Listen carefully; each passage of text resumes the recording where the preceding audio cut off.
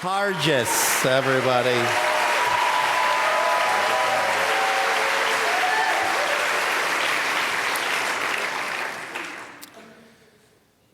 My grandmother started to lose her memory when I was 16 years old. Her name was Basant, which means spring. But to me, she will always be my Dadima.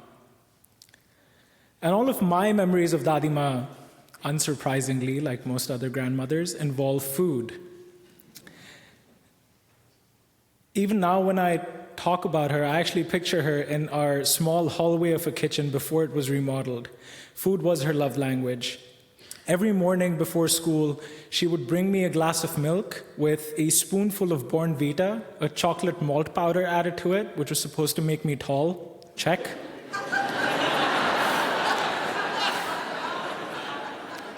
The milk was accompanied with 5 almonds soaked overnight and peeled.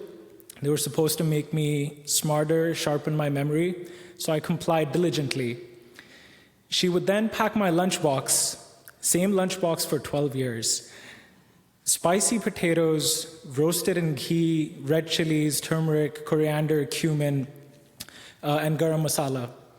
And I went to an all-boys school for 12 years in India, and it was a tradition amongst the boys that we would share our lunches. And when I say share, I really mean loot, especially if it was established that someone, me, brought really delicious food.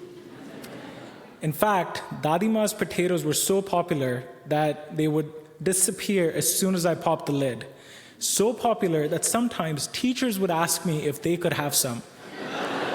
So popular that sometimes Dadima would pack me 2 lunchboxes so I wouldn't go hungry. At one point, I started giving out the recipe to people so they could leave me alone, but I would always hear from them that nothing beat the original. But Dadima started to lose her vitality when her son-in-law, Cherry, who she thought of as a son, passed away in a freak car accident. I saw her go from vivacious to fragile almost overnight. I was 13. Dadima used to take a nap every day from 4 p.m. to 6 p.m., but I noticed that she started to sleep for longer. This was really my first experience with death so closely, and I was so afraid of losing her too that when she was sleeping, I would sneak into her room, put my palm underneath her nose to check if she was still breathing. 2 years later, the frailty came with dementia. I was 16. 2 years after that, she was officially diagnosed with Alzheimer's and Parkinson's. I was 18. As her memory started to fade, her speech was starting to slur now. Her right hand plastered to her chest like this. Every evening when my father would come back home from work, he would sit down with Dadima and he would play games with her the way you would play with a child. He would point to me and say, "Mummy, ye kaun hai? Who is he?" And I would watch Dadima's face contort, her brows furrow and frown, trying really hard to remember my name, and she couldn't. Eventually, the furrows disappeared too. Her brain had stopped trying. First, she forgot my name. Then she forgot me. Eventually, she forgot my father. And no amount of almonds could bring her back.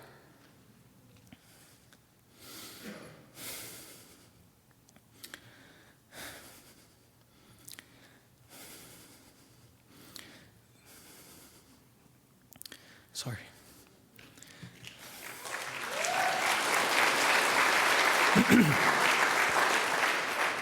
This was right around the time when I was getting ready to leave for college. And my mom, before I left, pulled me aside to prepare me for an eventuality. She said that I'm not sure how much longer Dadima is going to survive like this.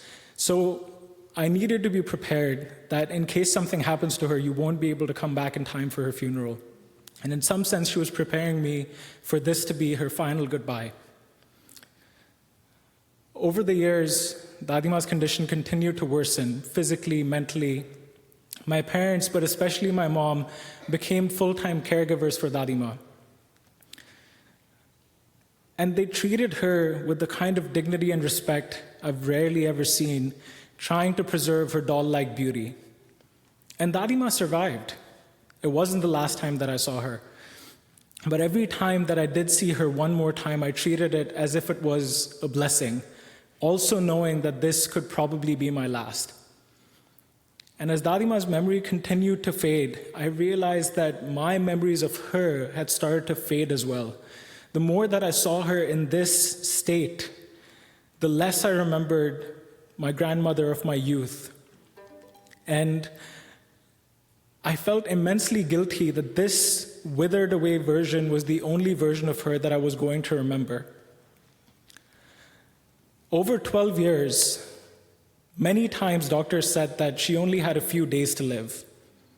Many times after she'd had a fall or she had had seizures that had lasted for a couple of hours, but somehow she would always pull through. She was a shell of a person, the body present, but the mind gone, and I would often wonder what was still keeping her here. Dadima watched me graduate. 5 years later, she saw my brother graduate too. She survived part of a pandemic, and she was even present to watch me get engaged. I was 28. A month after that, she passed away. Basant, spring. Spring had turned into a very long fall and had finally reached winter. 6 months after that, I was at my high school reunion. And as friends get together and reminisce and share stories, someone brought up that we used to share lunches together, and one of my friends turned to me and said, "Harjas, I still remember your lunchbox. I still think about those potatoes." And it brought me to tears. In all these years that I'd watched Dadima wither away, I had forgotten what used to exist. But in that moment, when my friend remembered those potatoes, it was like watching a flower bloom in the cracks of a sidewalk. Because even though Dadima's memories were fading, and at some level I was starting to forget a part of her too, somehow, somewhere, her memory still lives on in her potatoes. Thank you.